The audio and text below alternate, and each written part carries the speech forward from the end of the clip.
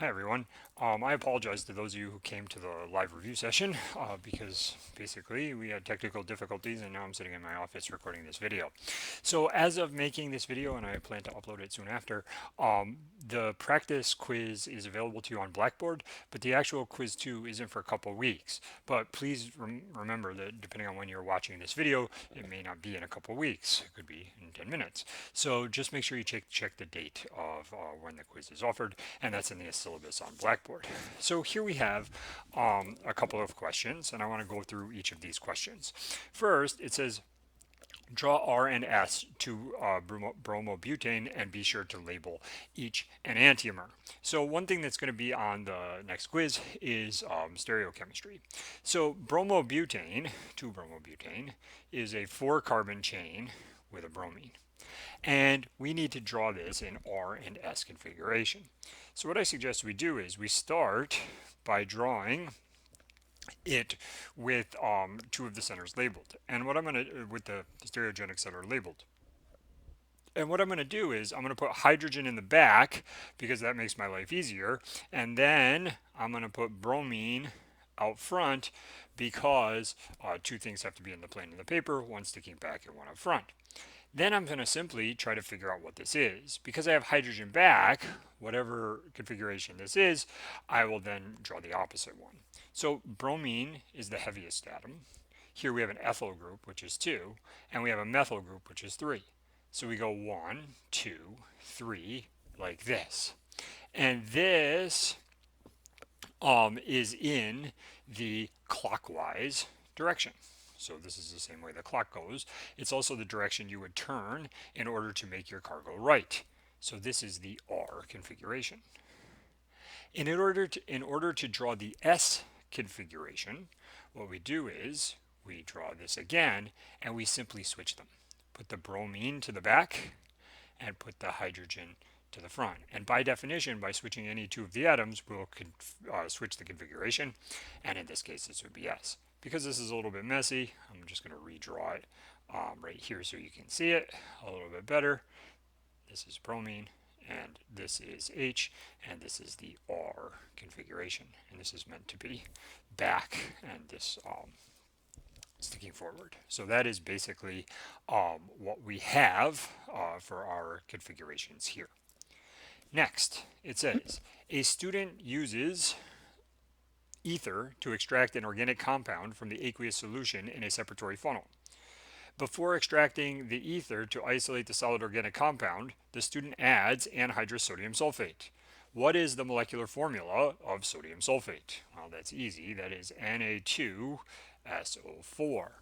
And it says, what is the purpose of adding it, and how is it separated from the organic layer when ether is evaporated, the ether is evaporated. So the purpose of adding sodium sulfate is that it basically dehydrates the solution or removes water. Said another way, Na2SO4 is a drying agent. Then what we do is we have hydrated Na2SO4.XH2O is a solid, and the organic layer is decanted.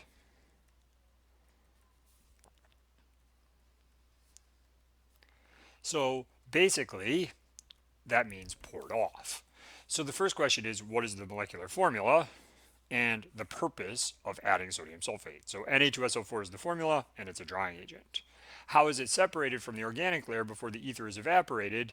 Hydrated Na2SO4.XH2O is a solid, and the organic layer is decanted, which simply means poured off. So that's a relatively short way of answering this entire question. Number 3 says, after a reaction, traces of starting material, diphenylamine, were left in the organic layer. Would an aqueous solution of sodium bicarbonate be effective in removing traces of diphenylamine from the organic layer? And then it says, explain your reaction, your answer by showing a chemical reaction. So what we're looking for is this is dissolved in the organic layer, which I'm going to write as ether. And what we're adding is NaHCO3 aqueous. That is aqueous sodium bicarbonate, an aqueous solution of sodium bicarbonate. And we want to see what the reaction is. Well, sodium bicarbonate is a base, so it likes to accept protons. However, this amine is also a base. This is not an acidic proton, at least not to a weak base like relatively weak base like sodium carbonate. So this is not going to give away a proton. You would need a carboxylic acid, which would donate a proton to this base. So in this question, the answer is no reaction. So diphenylamine is a base and will not react with sodium carbonate because it is also a base.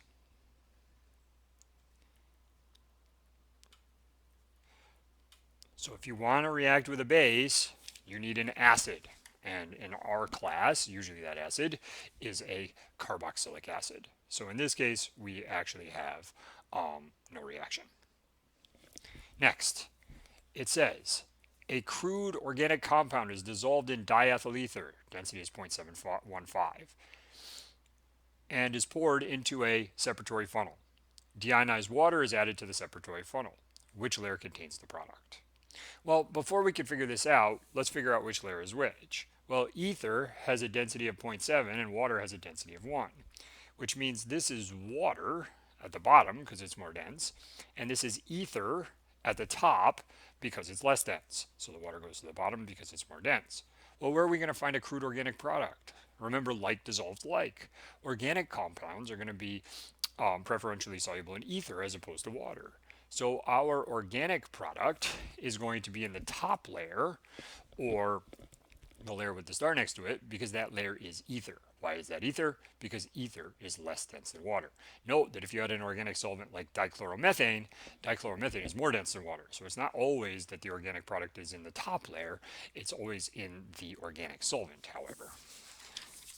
Next, it says, fill in the blanks with the major organic compounds. Remember to include the solubility of each compound. So in step 1, we take this molecule and this molecule and we dissolve it in ether. Then we extract with sodium bicarbonate in water, or aqueous sodium bicarbonate. So remember, as we talked about in the previous questions, sodium bicarbonate is a base. It accepts protons. Well, where can it accept a proton from? It could accept this proton, for example, and make this into the sodium salt of the carboxylic acid. So when we do this, in the ether, the upper layer, we have this neutral compound dissolved in ether because this compound doesn't react with sodium bicarbonate.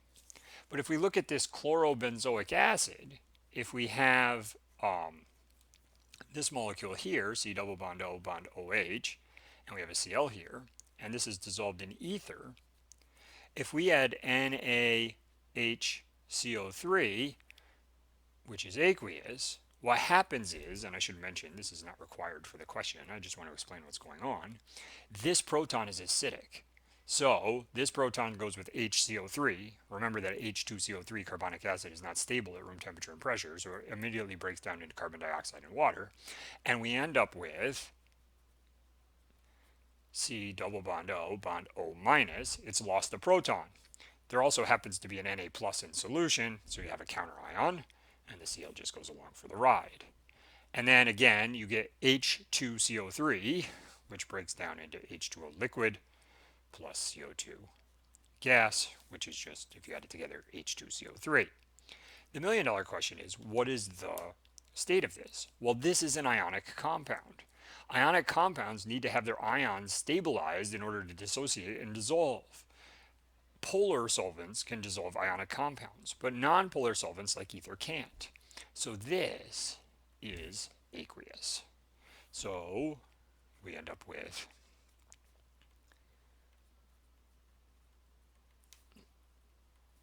in the aqueous layer. Then finally we add HCl. So we drain off this aqueous layer and then we add HCl. When we add HCl, it reprotonates this compound. And what you end up with is the original carboxylic acid you started with. However, in this case, there's only aqueous solvent because we separated the ether layer and the aqueous layer. And you did this in the lab, you actually drain off the aqueous layer. So these two layers are separated from each other. So this compound will precipitate as a solid, much like it did in the lab. Finally, it says place an X next to the line, in the line, next to each of the following solvents that is immiscible with water. And this is just kind of a memorization thing. All right, if you have small ketones, this one's acetone, they are miscible with water. Small alcohols, usually less than 5 carbons, are miscible with water. Molecules like benzene that only contain carbon and hydrogen are immiscible. Molecules like pentane that only contain carbon and hydrogen are immiscible. This is a tricky one that you kind of just have to remember. Dichloromethane we will use in the lab on a semi-regular basis. Although this is polar, because it has 2 chlorines and 2 hydrogens, this is not polar enough to dissolve in water. So this is actually immiscible as well. So miscible solvents that are organic, have carbons and hydrogens, tend to need oxygens and nitrogens to be soluble in water. It's probably not true in all cases. However, it's kind of a oversimplified rule, and unfortunately, this is just something you have to memorize. I will note that these are all compounds we will use or have used in the lab. Acetone, ethanol, benzene we don't use directly, but we do use toluene, which is methylbenzene, pentane, which we use as a solvent for GC, and dichloromethane, a common solvent. So it's just something to, unfortunately, memorize. All right, now that we've gone over the quiz, I would like to take a minute to quickly go over the post-lab questions for this week. So what we have here is a several post-lab questions to answer. Now what I'm going to say here is I am going to go through this relatively quickly because I started this a little bit late, and so therefore I want to get through this, and I need to get to the next review session for general chemistry, so I'm not going to spend a tremendous amount of time on it, but I do want to, because I promised I would, try to go through these problems.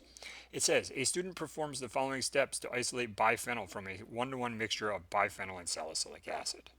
Dissolve 2 grams of the mixture in 20 milliliters of ether. Extract the ether layer 2 to 3 times with an aqueous solution of 5% sodium bicarbonate. Add 2 to 3 spatula tips of sodium sulfate to the ether layer.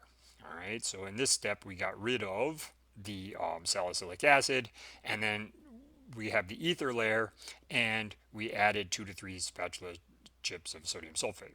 Extract the ether layer with saturated aqueous solution of sodium chloride, isolate the organic layer, and evaporate ether. And it asks us, what is the problem with this? And after I'm reading this a second time, I see a couple of problems with this. But one of the first problems that I see with this is, it's add 2 to 3 spatula tips of sodium sulfate to the ether layer and extract the ether layer with saturated aqueous solution of sodium chloride. You want to do these things in the opposite order. All right, you want to reverse this.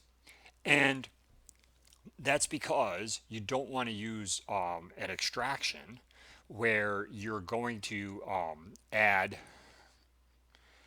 another aqueous solution after drying. Said another way, you want to dry last. Because if you add another aqueous solution, you're just going to get more water in the ether layer. You could dry it every single time you do an extraction, but that doesn't make a whole lot of sense. Okay. The second problem with this is here, extract the ether layer 2 to 3 times with an aqueous solution of 5% sodium bicarbonate. We should also and isolate the ether layer. Each time probably is even better. So we would want to isolate the ether layer each time, although we'll ultimately mix them together, because here it says isolate the organic layer and evaporate the ether. Well, you wouldn't want to add all of these things before you isolate the ether layer each time. At the end of the day, what the question says is, the solid they collect at the end weighs 1.23 grams and has a wide melting point range. If the student expected to recover 1 gram of pure biphenyl, explain, based on the procedural information given above, why the student did not see the expected results. And it says, hint, consider the order of the steps. So whichever step you focus on, probably one or the other is fine. If you focus on the fact that they didn't isolate and combine the ether layer, or if you focus on the fact that they used sodium sulfate and then they used the aqueous saturated sodium chloride, you could write your explanation. I focused on reversing D and C. And the reason that they got extra is the ether layer is wet, so the melting point range is wide, and the yield or recovery is high because some is water. Then to fix it, saturated NaCl should be used before anhydrous Na2SO4. So I focused on the second part being an issue. If you wanted to focus on the first part being an issue, I think that's fine too. Or if you wanted to focus on both, but there's not really room to focus on both. So this is basically the answer here. Next, it says the mixture of benzoic acid, biphenyl, and benzocaine used in this experiment is soluble in acetone, a low boiling point organic solvent. Why would this be a poor choice of organic solvent for this experiment? And acetone is CH3, C double bond O bond CH3. Probably should put these H3s here. It looks a little better. So this is acetone, a 3-carbon ketone. Acetone is miscible, as we talked about in the quiz part, with water. So if it mixes with water, there will not be 2 layers. There will not be 2 layers. So you can't use acetone as a solvent here because it's miscible and there won't be 2 layers. You need to use 2 solvents that don't mix with each other. Number 3 says, explain why saturated sodium chloride solution is used in liquid-liquid extractions. And this is basically to remove most or some, pick a word, of the water that enters the ether layer during the extraction.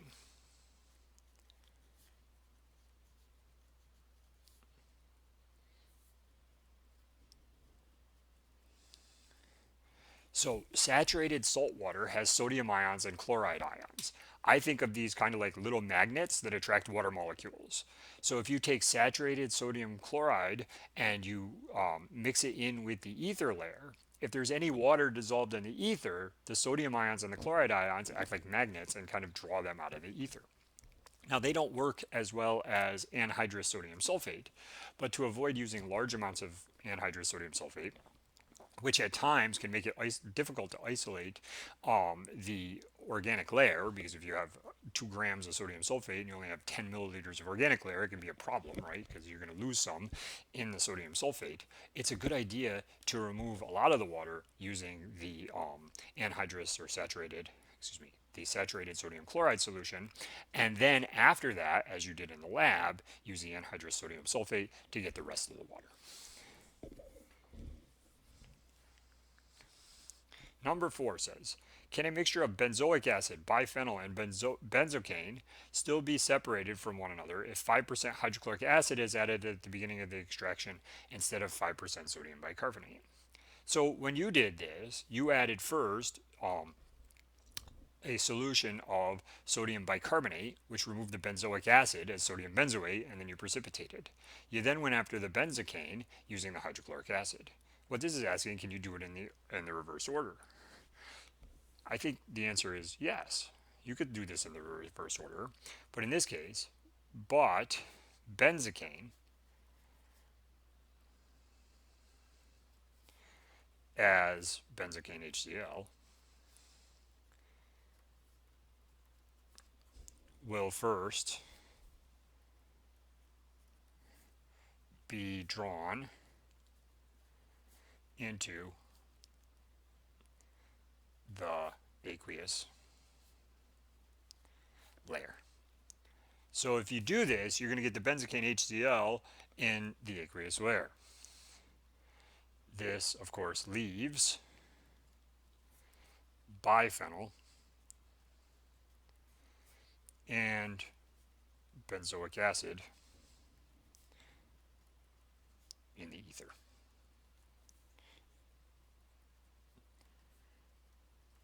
So you can do it this way. You're just going to end up with the benzoic acid and the biphenyl in the ether layer. You could then extract the ether layer with sodium bicarbonate to draw the benzoic acid as sodium benzoate into the aqueous layer, and you're essentially reversing the first two parts of the experiment. So instead of getting the benzoic acid out first, you get the benzocaine out first. I don't think there's any fundamental flaw with doing this, and it should still work. Last question, probably the hardest question. So we have these three molecules, and we want to separate the three of them using these solutions. So the first thing that you want to notice is, I would not write this way, I think there's no parentheses here, so MgCl2. So the first thing that we want to notice is that we have two organic molecules and an ionic compound. So these organic molecules are going to be soluble in ether, but this ionic compound is not. So if we add ether and then gravity filter, we can get rid of one of these compounds. So as a solid, we'll have MgCl2. MgCl2 is ionic. It's not going to dissolve in water. And then in our ether or organic layer, we're going to have our naphthalene, this one, our 2-methylbenzoic acid,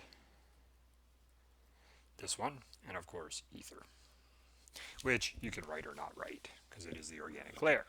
So we can separate out the MgCl2 by simply adding ether and then going from there. Now, we want to separate out these two molecules. So how are we going to separate out these two? Well, I'm going to go in this direction so I don't run out of space. In this case, we want to do exactly what we did in the lab. We have an organic acid and a neutral organic molecules. So we're going to add 5% NaHCO3, where the other 95% is water. And what we're going to do, I'm going to kind of do this in a weird way. I'm going to make this go down and this go over. We're going to have an organic layer and we're going to have an aqueous layer. Our aqueous layer, this is going to react with the sodium bicarbonate and it's going to form this molecule, the sodium salt, and the methyl group just goes along for the ride. Plus we're going to get CO2 bubbling out of our aqueous layer. In the organic layer, we're going to have our neutral molecule, our naphthalene in this case, and we're going to have ether, and we're going to have trace water. So to get rid of this molecule, what we're going to want to do is we have this ionic compound which is dissolved in water. And if we want to get rid of it from the water, we want to precipitate it out, we need to add an acid, just like you did in the lab. In this case, we're going to add aqueous HCl, probably 6 molar. And we're going to get a solid, which is our original carboxylic acid, and we're going to end up with a aqueous layer which contains NaCl. And I apologize for this being weird, but with the camera I wanted to try to fit as much of the separation scheme on the paper at once. If I was writing this myself, as you can see in the answer key that I wrote a little while ago, I wrote most of it on the same line and then I ran out of space at the end. So if you want to write it down, that's a little bit better, but it doesn't fit well on the camera. All right, so now we have our naphthalene, our ether, and our trace water. We've isolated our organic acid by first adding a base to make the sodium salt, and then adding an acid to precipitate the acid. Now we have this dissolved in ether with trace water. So the first thing we want to do is saturated NaCl. And we'll get, in our aqueous layer, NaCl, and in our ether layer, or organic layer, we'll have the naphthalene still. We will have ether, and we'll have even more trace H2O, so even less water, or it's more trace. Then we add our anhydrous Na2SO4, which is our solid, gives us Na2SO4.X H2O, and our organic has naphthalene and ether. All right, then just like in the lab, we evaporate the ether, and our gas is ether, and our solid is naphthalene. So I went through this relatively quickly because we lost some time today due to technical difficulties, but I do hope this gives you an idea of the post-lab. The other thing is I want you to remember that as far as the quiz goes, the quiz is mostly on the theory of the separation, and you're asked a lot about these individual steps in the separation. So it's very important that you familiarize yourself with these separation schemes and how this works. So for example, why do we add sodium carbonate if we want to remove a carboxylic acid? Why do we add HCl if we want to remove a base, an amine? So that's really, really important. So thanks for taking the time to watch this video. And again, I apologize for the technical difficulties. And hopefully next week we won't have these problems.